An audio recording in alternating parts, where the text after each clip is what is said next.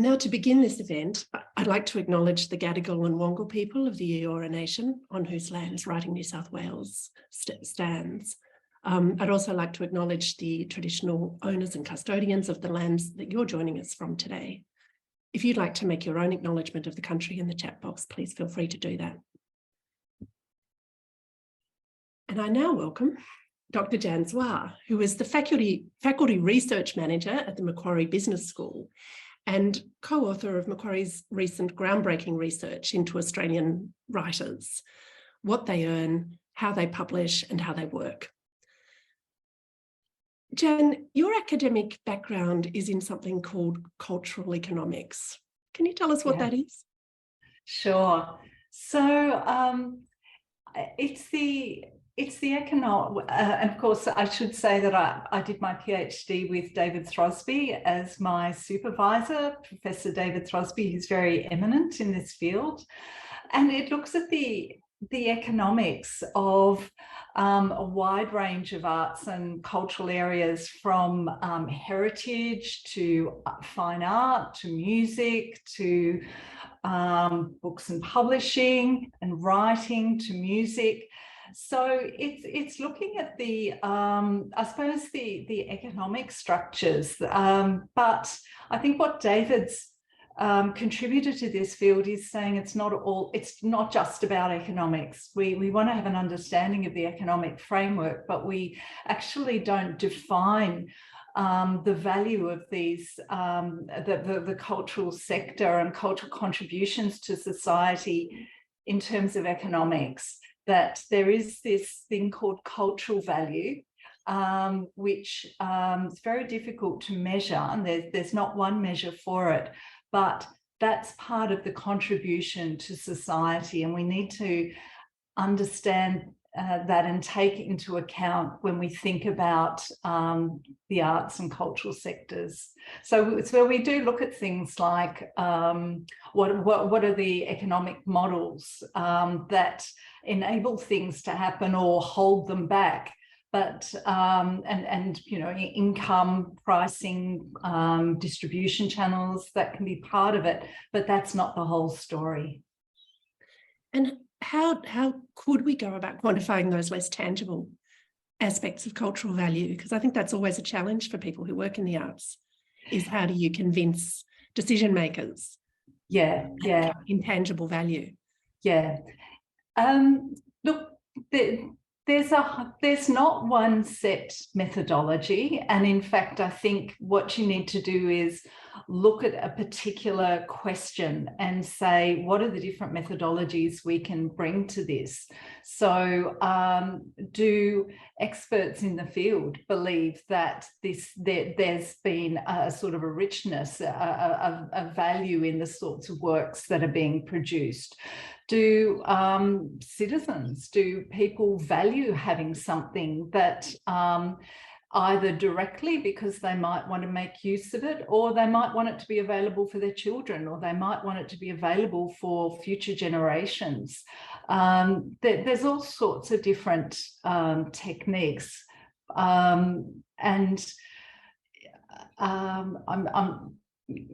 there's actually a study being done now with a group of researchers, and I see we have a Millicent attending. I'm not sure if that's Millicent Baber, who I think is working on that project, looking at different ways of mapping out the value that literature and writing brings in Australia. Where is that research being done? Jointly with people from RMIT and ANU. Maybe if it is the right Millicent in the chat box, they could put. No, it's not. Unfortunately, it's a different Millicent. I'll put you in touch with her. Thanks, Millicent. I think writers and other artists often see economics as, rather than as an ally, as an enemy. Is that an attitude you think that could be profitably changed for both sides? Yes, absolutely. And I think, look, I've got a lot of time for economists. I wouldn't, you know, I'm not an econometrician or, you know, I'm more cross-disciplinary myself, but definitely that can be changed. And I suppose I would say economists read books. Economists think about society and they care about the welfare of society.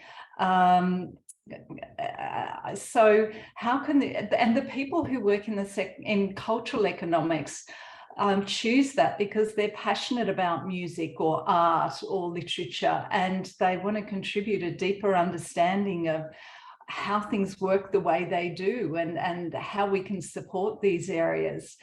So, you know, economists disagree with each other, just like policymakers disagree with each other. But I think that economics has a whole set of tools that can help understand some of the dynamics of what's happening. I mean, we have all these high aspirations for society, but economics can help us understand some of the nuts and bolts about what's working and where the constraints are, and then just to be a sort of one source of evidence for policy making and decision making. So yeah, I think you know, economics can be a very positive source of contributions. What drew you personally into that field of cultural economics? Yeah, well, I just started doing some research assistant work for David. He needed a research assistant for a book being published by Cambridge University Press on, I think it was the economics of cultural policy.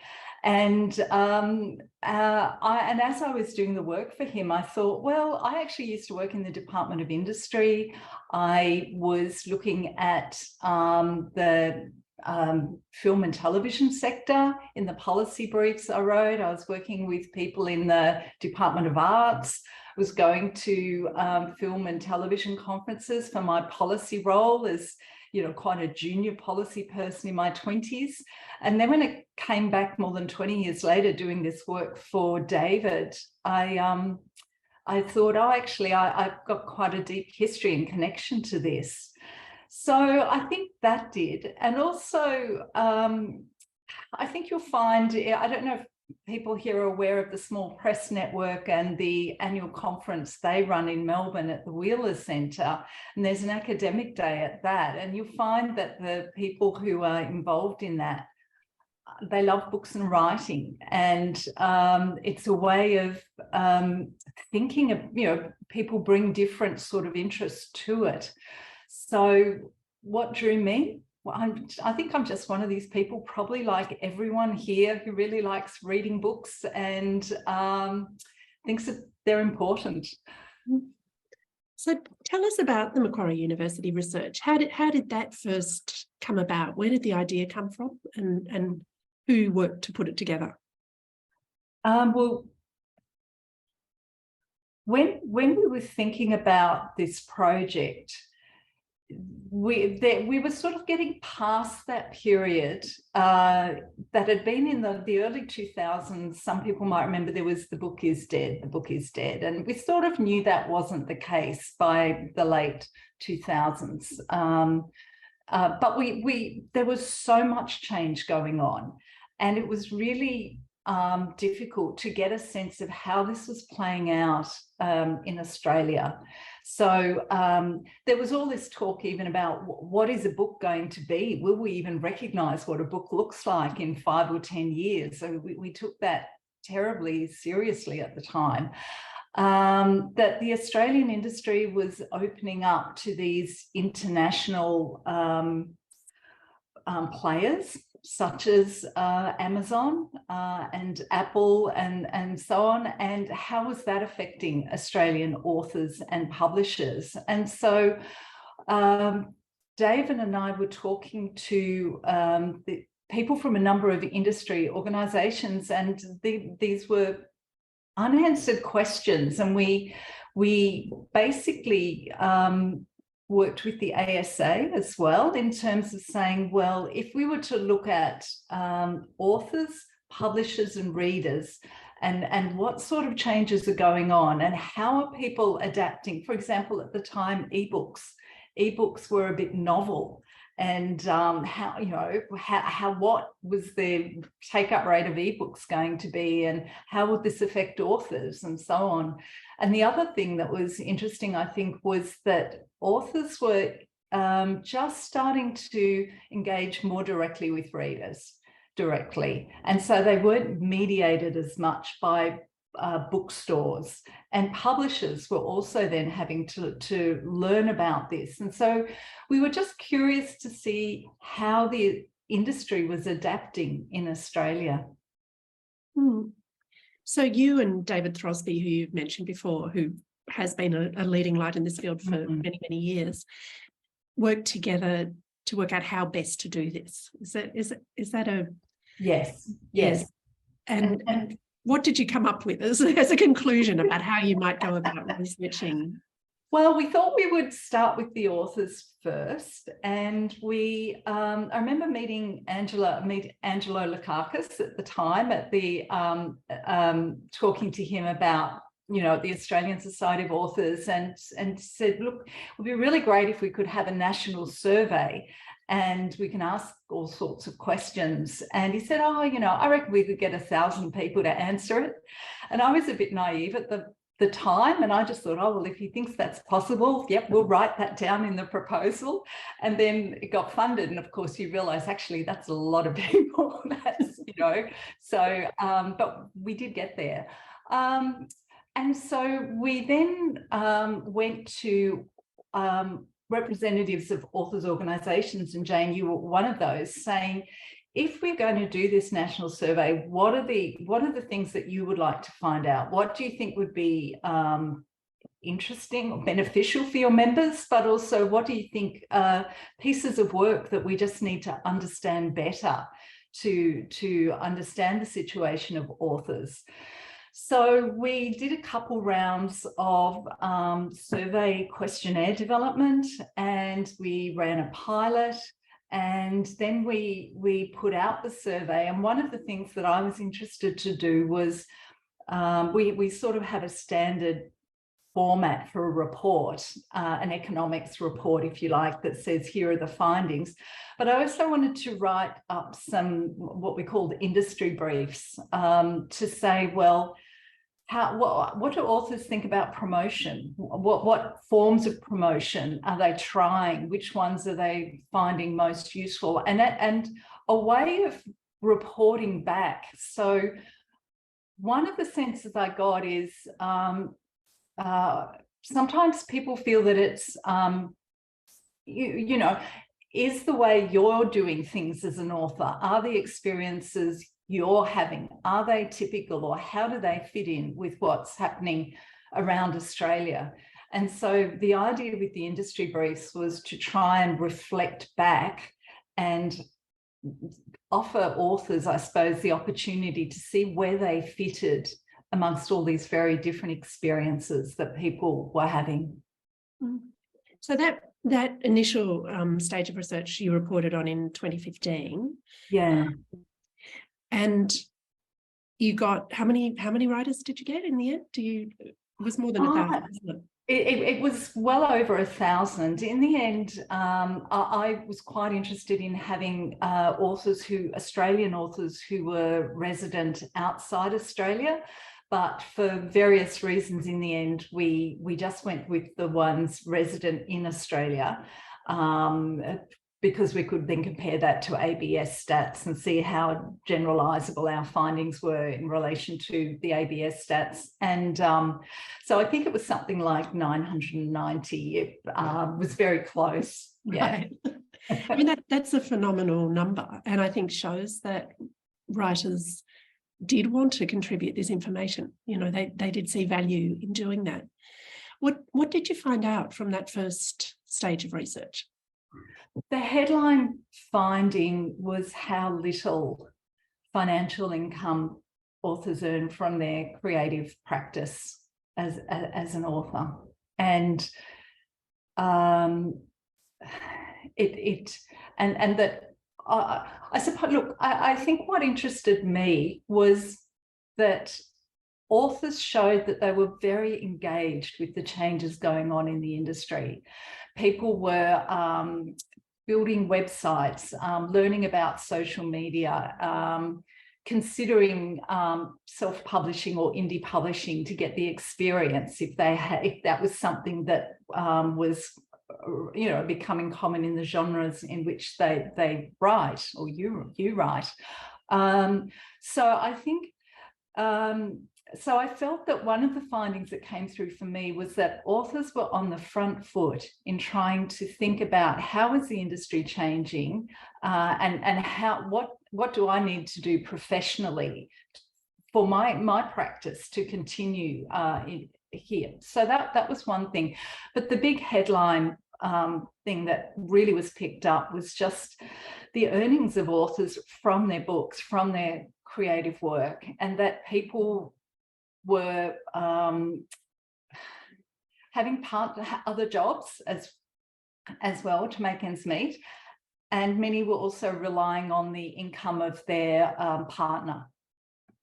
Yeah, I mean the average, am I right? The average author earnings in that initial survey were $12,900 a year from their writing work, which obviously is a long way from being a living wage for anybody. And I think it did illuminate as well how difficult it was for authors to find time for their writing because of all the other commitments they had to make in order to survive. Yeah. After that first stage of research, you then went on to do a second stage, which was released at the end of last year. Why did you want to do a second stage of research? What were the motivations for that? I think I was actually really surprised by how the findings from the earlier survey continued to be referred to. And I just wondered, well, what has changed, and has the situation for authors' earnings improved? And I just felt it got to the point where I was seeing the findings, when it was 5 years ago. And I just thought, well, this is just getting a bit out of date now. We should have more contemporary information. That really was the motivation. And so Paul Crosby played a very key role in also from the Department of Economics at Macquarie University, played a key role. And we spoke to people at the Australia Council and the Copyright Agency about the possibility of repeating the survey. And this was before the pandemic. And actually, I was interested to see to what extent things had improved. So then when we got the funding, and so thank you to the Australia Council and the Copyright Agency for the funding. The pandemic unexpectedly, became a major factor, and we were also then able to ask about that. But if I could just say a huge thank you to any authors here today who filled out the survey. I'm just enormously grateful that people took the time to do this. And I think we as a team felt that we wanted to do our very best by the data that you gave us, and to do the best we could with it to produce the best findings and the most nuanced findings that we could.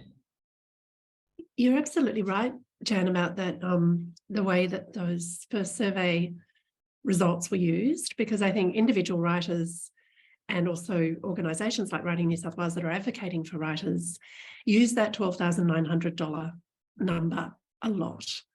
There were a lot of reasons why we needed to be advocating for writers and for literature over those years, with very difficult funding environments across the country.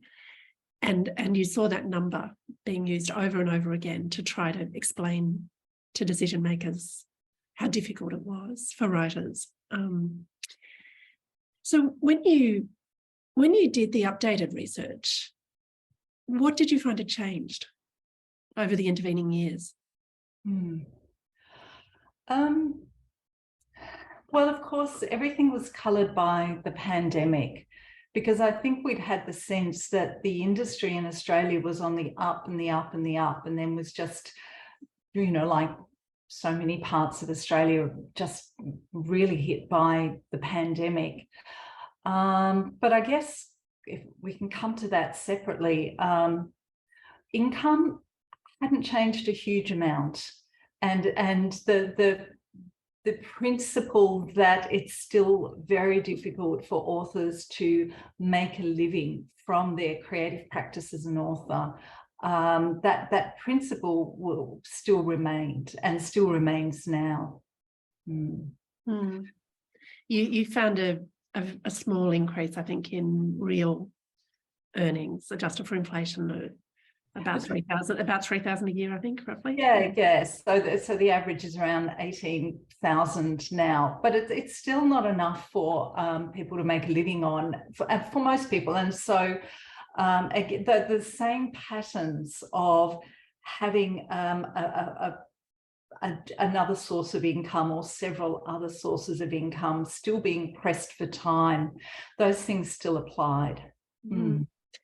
Did you see differences across, different genres of writing? Were some genres more financially rewarding than others? Yeah, I think genre fiction authors, and I think we've got a link to the findings if anyone hasn't seen them. There is an industry brief on authors' income where we look at the different groups of genres, but yeah, literary fiction authors overall were worse off, and genre fiction and education authors and children's authors were overall a bit better off. And unfortunately, poets were not earning as much on average as other types of authors. But I don't want this to be all doom and gloom, I suppose, because in the survey, people also wrote about their commitment to being an author and the support and encouragement they receive from their readers, their agent, their family and friends, their peers. So there were positives as well. I've just noticed a comment in the chat from Stephen Herrick, who said, if you asked 100 people if they'd like to earn 18,000 a year, no one would put up their hand. If you asked the same people if they wanted to be an author, nearly all of them would put their hand up. That's a great way of putting it. Yeah. So there are definitely other benefits to being an author apart from money, but sadly for most Australian writers, money isn't a huge benefit from writing. What did you find out from the survey about, you mentioned earlier about how engaged writers were with technological change and new opportunities being presented by that. Did the second survey reveal any changes on that front? Look, it just revealed that this is just normal practice now. So whereas in the first part, we were saying, here are all these new things, which ones are you trying? And we could see that there was a lot of experimentation going along. Some of those things, such as having your work published as an ebook, is just standard practice. We did actually take out the section on sort of changes in the industry for the second survey, just because they are standard. But if to summarise, a big increase in the audiobooks are becoming more a part of the publishing scene in the most recent survey, and crowdfunding just went nowhere. But I'm really interested to hear from authors here, to what extent the sort of which issues interest you most, and to what extent the findings resonated with you. But yeah, that was something, because I guess I thought, oh, well, maybe crowdfunding is going to be a great opportunity. And yeah, 0.5% or something in the second survey. And indie publishing / self-publishing, and by which it's a little confusing, because indie can refer to independent publisher as small independent press, or indie authors who are publishing their work. that's a lot more part of the publishing scene now. Yeah, that was a substantial change. This is possibly too detailed a question, so feel free to direct people to the research, but do we know anything about the kinds of incomes that indie published authors are making compared with traditionally published authors? I think I'd have to direct you to that, to the brief. So I can come back on that, because I think it's an interesting question. We did ask people how satisfied they are with their main publisher, and levels of satisfaction by indie publishers were quite high overall. Right. And in terms of the satisfaction with publishers, was there a shift in that between the two tranches of the research? Yeah, this to me was one of the big surprises of the survey, was that levels of satisfaction have gone up. And again, I'm really interested to ask people, you know, whether they've experienced that or why they think that might be. But I think it was nearly 2/5 now of authors say that they are very satisfied or satisfied with their main publisher, and that was lower in the first survey. I actually don't know why that is.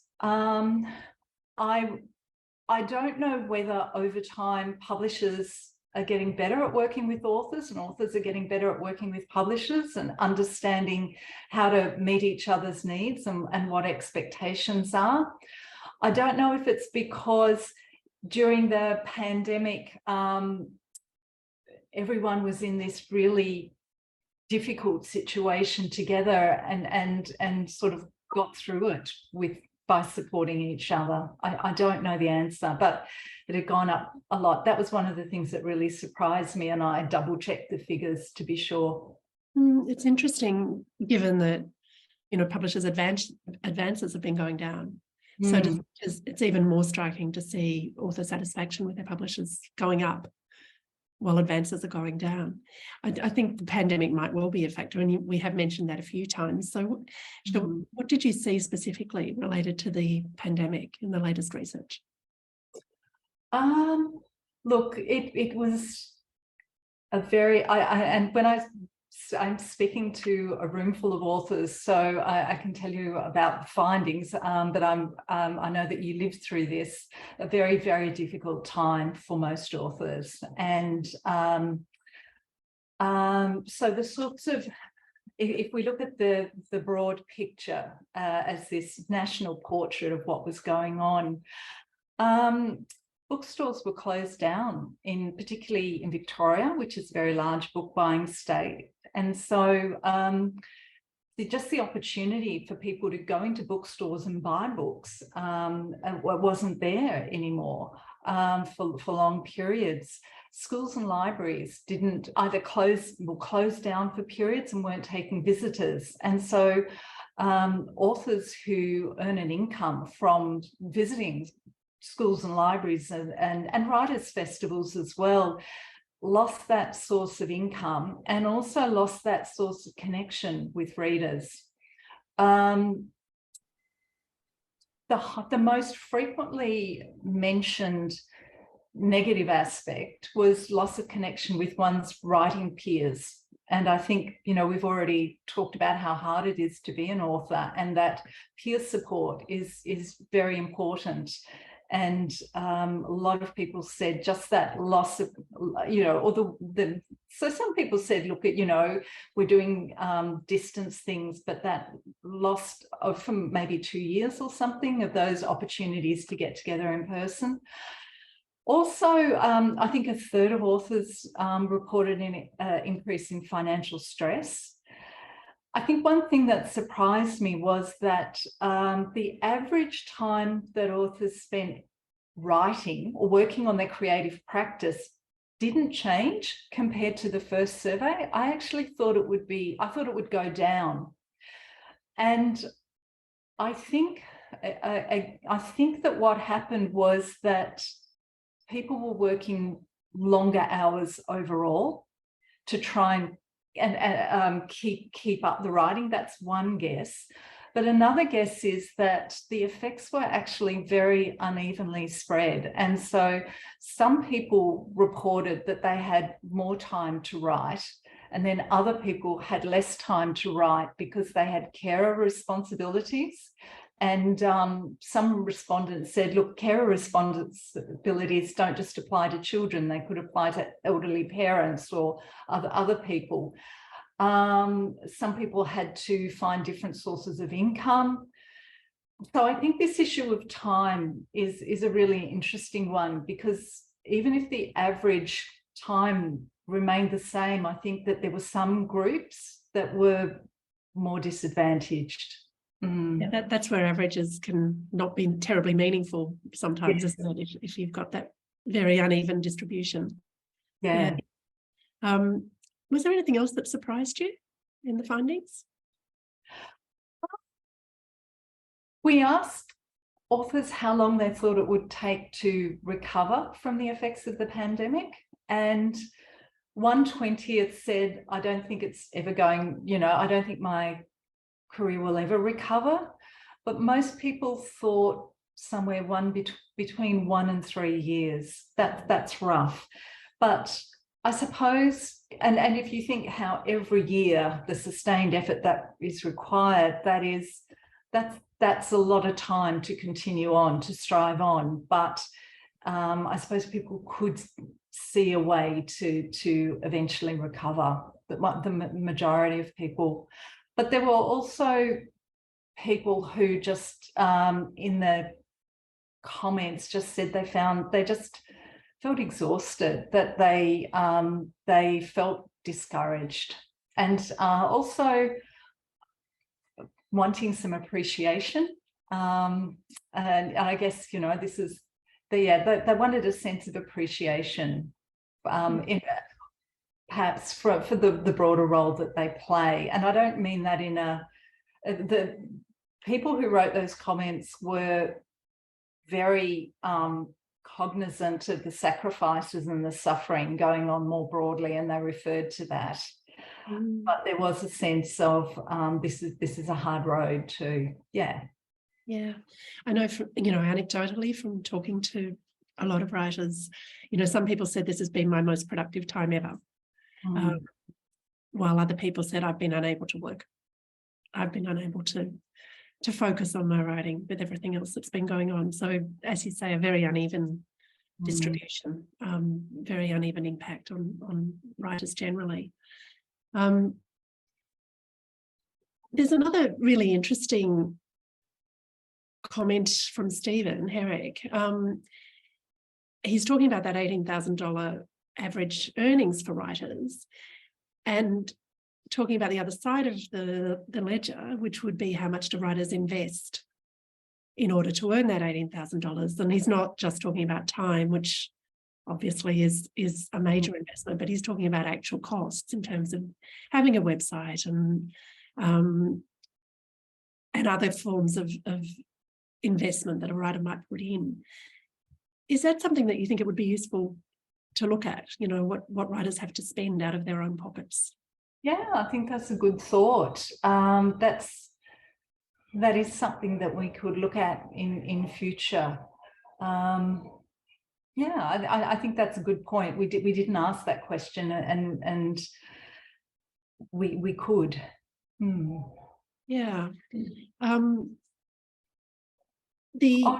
Sorry, can I just come back to one other thing while we're on the impact of the pandemic?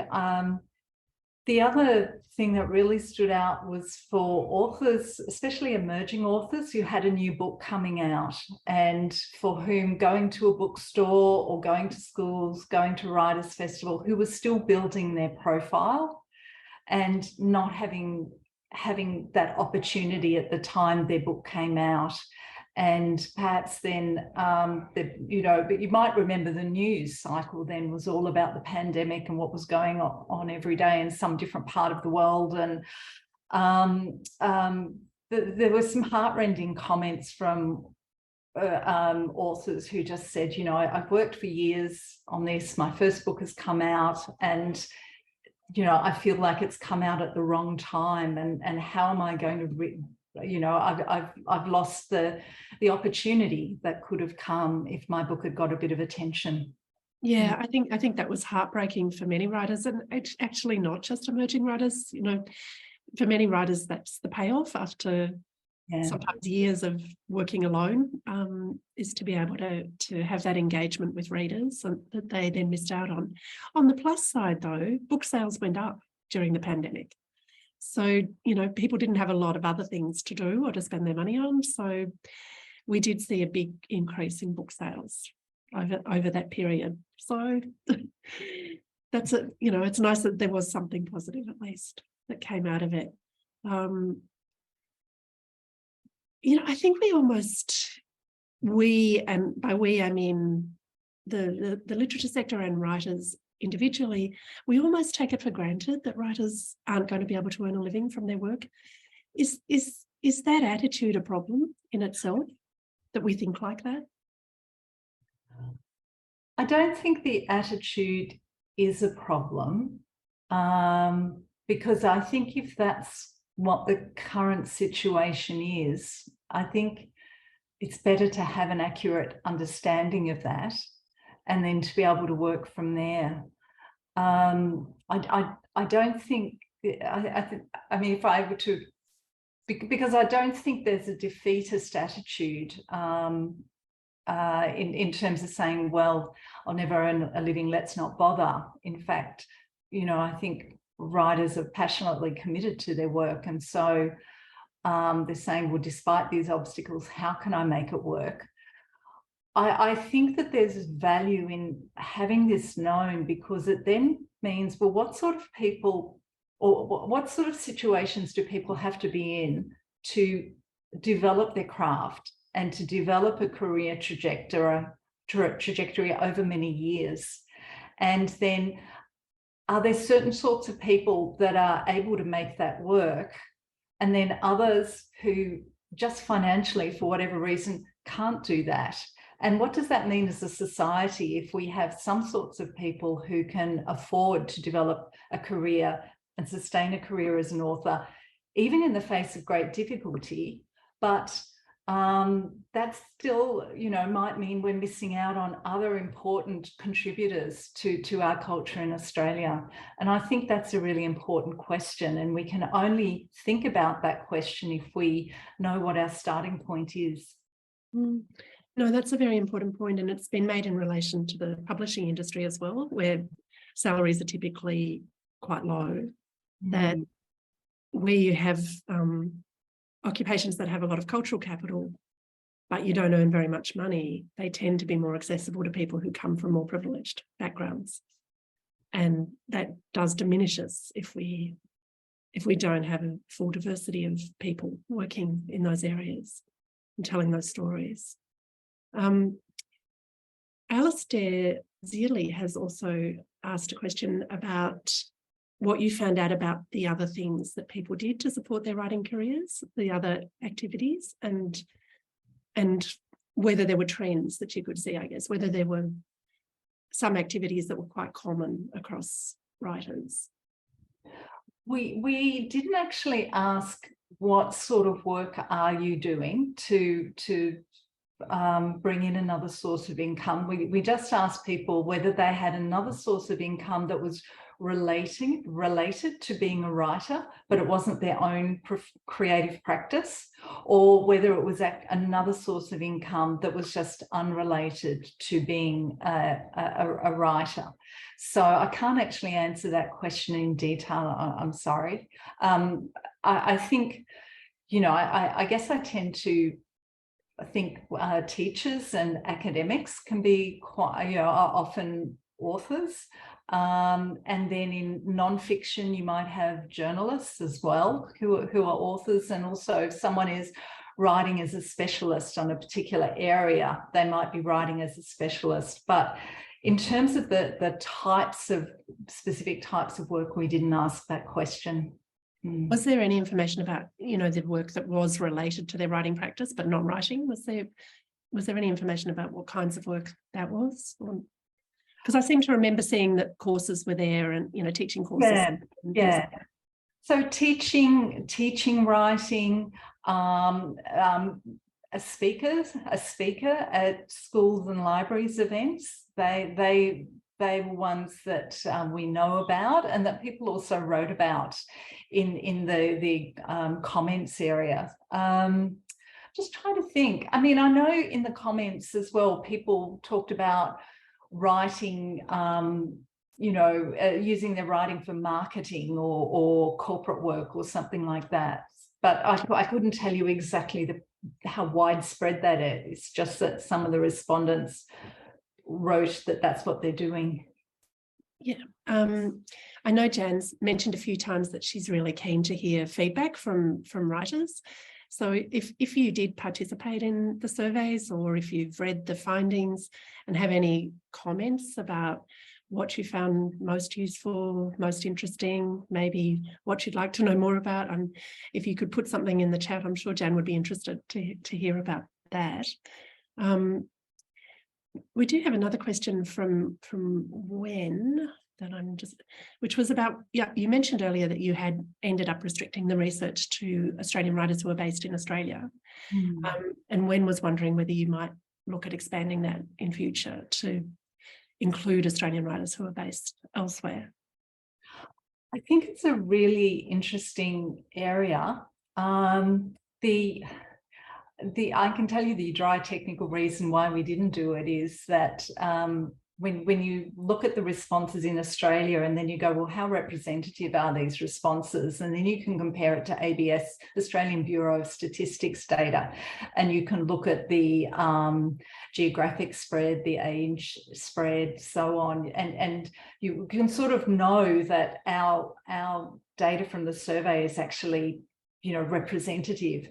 If you then open it up to Australian writers who are living internationally or working internationally, which I do think is fascinating, we don't know the total pool. We'd have to have some way of saying, well, how representative of the people who answered the survey is this compared to all the Australian writers who are working overseas? So that would be the challenge. Yeah, that makes sense. In terms of international careers, did you get a sense of how many Australian writers might be earning income from international sales and how important that might be in terms of their total income?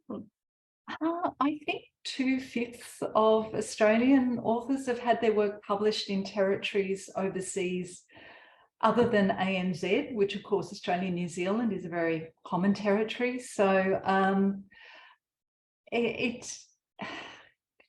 I suppose I'm thinking now about another study I was involved in looking at international rights sales, and that probably gave a better sense of the there's this huge range between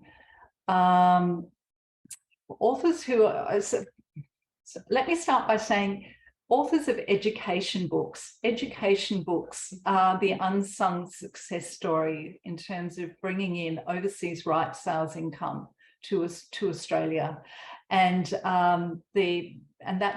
it was explained to me that, I don't know, 30 years ago, there was this move to certain schools of pedagogy in literacy that Australia and New Zealand were already using in Australia, and our authors were very well positioned to writing these guides and writing these reading primers, which had been picked up in other countries. And we still see that education authors are the higher end of average income. Then so I think there's a difference between the very high proportion of authors, I think, who've had their work published overseas, and then those who might be earning some income, and then those who are earning a lot of income. And as you get to the point where it's earning a lot of income, well, I think it's a small proportion of, you know, sort of best-selling authors, and I think every success is to be celebrated. One of the things in the study of international rights sales, we sometimes found that there are authors in Australia who might have quite a low profile here, but are actually phenomenally popular in Germany or phenomenally popular in the United States, and they actually have more of a readership base overseas than in Australia. But I think for most Australian authors, the majority of their readers are in Australia. That research you mentioned about international rights sales, that was commissioned by the Australia Council, is that right? And the Copyright Agency as well. Copyright Agency. And have the findings of that been published? Can people have a look at that if they want to? Absolutely, yes. So I can provide a link to that after this is over. And there's two parts to it. One is the study of the rights sales. And then I also interviewed rights sellers about how they go about selling rights, and they talked about how they got started heading off to the Frankfurt Book Fair and not really, feeling like a bit of a novice and wearing out shoe leather, and then over years building up contacts, and how passionate they are about taking the books they represent and looking for international publishers and agents, and looking for like minds. So I think, there's an overview of the quantitative findings, but there's also, I think, some very interesting interviews. If you wonder what your publisher is doing when they're out seeking to sell the international rights to your work, here they explain how they go about it. It strikes me that when you were talking about that, again, it's a very uneven distribution, as it is with the incomes generally, which I guess is just telling us that Australian writers are not a homogenous group of people. So difficult to study from that point of view. That's right. And I think too, the publishers, the rights sellers talked about having books that they felt passionate about. They thought they were great books. They thought they were important books. And it was just a matter of timing in terms of when you're looking at other countries and other markets, it's not just about the value of the book, but whether someone thinks they can make it fit in their list in that market overseas. And so I think, something that came out too is that we all celebrate the commercial success of books, but that's not the only way to think about the value of really good books. I had a conversation with a rights manager at one of the major publishers a few years ago who was telling me that one of the Australian genres that had been most successful for international rights sales was rural romance. And it was phenomenally successful in Germany. And then German authors started realising that they could write Australian rural romance in German, which would mean that the publishers didn't have to pay for translation. And the international rights sales completely died because there were these German writers writing Australian rural romance. Look, I haven't heard that one. That's pretty interesting. I did speak to one very respected literary agent who talked about having what she regarded as a really important Australian literary book that she was able to place with an overseas publisher, and you sort of realize all the other things that have to go into play as well, because the person left the publisher after that, and she felt the book didn't get the support that it really should have had. And so there can be many reasons behind the scenes to do with just the way the industry works out, that people can be really, that a book might not have the opportunities. There are a lot of things that need to line up for that all to come into play. Yeah, which I guess is, I guess what I'm referring to here is that even if authors are disappointed by the outcomes that their book has, it may be still that their publisher has been very passionate about it and has been really trying to do their best and has perhaps been disappointed too. when we asked authors, you know, are you satisfied with your relationship with your main publisher, and if so, why? And that was a field that you could just write about, and the sorts of things people wrote about. Editorial, you know, they really valued someone who helped them write a better book, having a great editor. Sales and marketing, so having a really good campaign around the book and then getting it into bookstores. Those things came up a lot. And when we asked people why they were disappointed in their publisher, it usually related to one of those things. You know, I got this sort of help, but I felt disappointed that it didn't get the promotional support or something like that. Mm. Are you planning any more research in this field? Look, something that struck me from reading the feedback is I think it would be really interesting to look at the career trajectories of Australian book authors.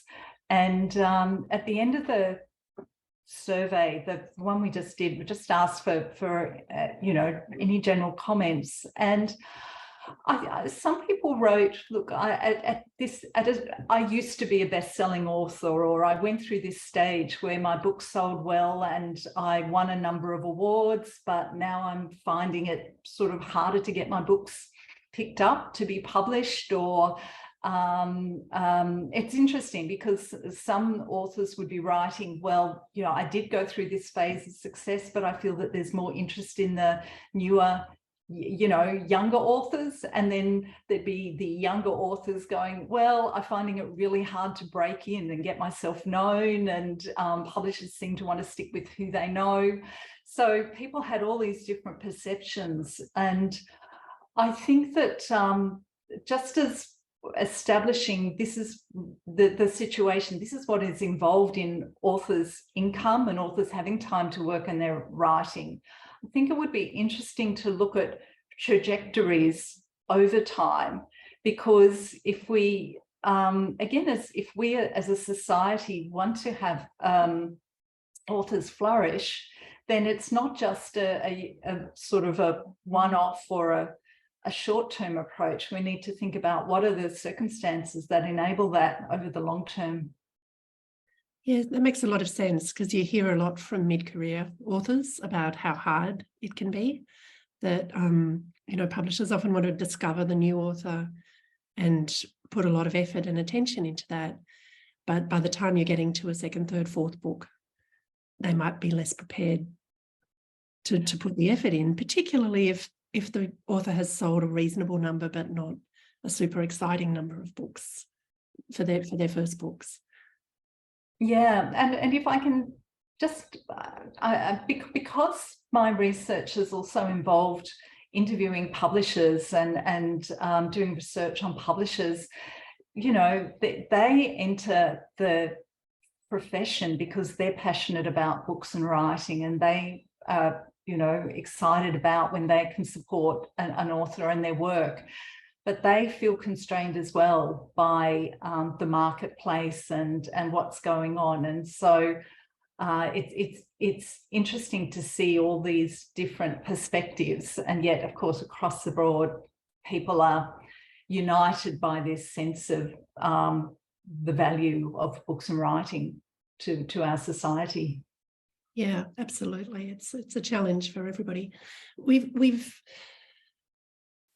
seen a bit of a shift over the last few months at a federal government level in terms of recognising the importance of literature and books and storytelling for our national culture, with the release of the new cultural policy, and also the announcement that a new body dedicated to literature will be set up within the Australia Council. What do you think of those developments? I think, well, I think it could be a very positive thing. I think that one of the things, if I go back to something I said earlier, that in the feedback on the survey, you know, or some authors in the comments said, I just would like a sense that my work is valued. I'm really struggling. The pandemic's been really hard. I just like a sense that what I'm doing is valued. And I think to have a Minister for the Arts who stands up and says, you know, I value the work that you contribute. I read books, I read poetry. I'm passionate about this. I think that that is good, and that feeling. I hope that authors' contribution is recognised by government.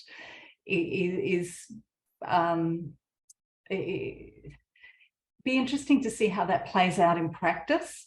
And again, to say here is the substantial allocation of funding. Now, how it's going to be used, what's going to come out of it, what great books we might read, what careers we might see sustained or flourishing, or new careers. I don't know how that will play out, but I guess I'm cautiously optimistic. Well, thank you very much, Jan. It's been a really interesting conversation. And if people haven't had a look at the research, I'd very much encourage them to go and have a look at it. And we look forward to seeing what you research next. We won't be holding a First Friday event in April because it clashes with Easter.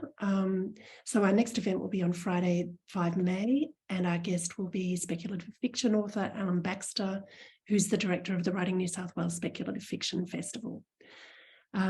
Also, our second season of courses for 2023 will be live on our website next week, so please have a look at those. Thank you so much for joining us, and we hope to see you at another Writing New South Wales event soon.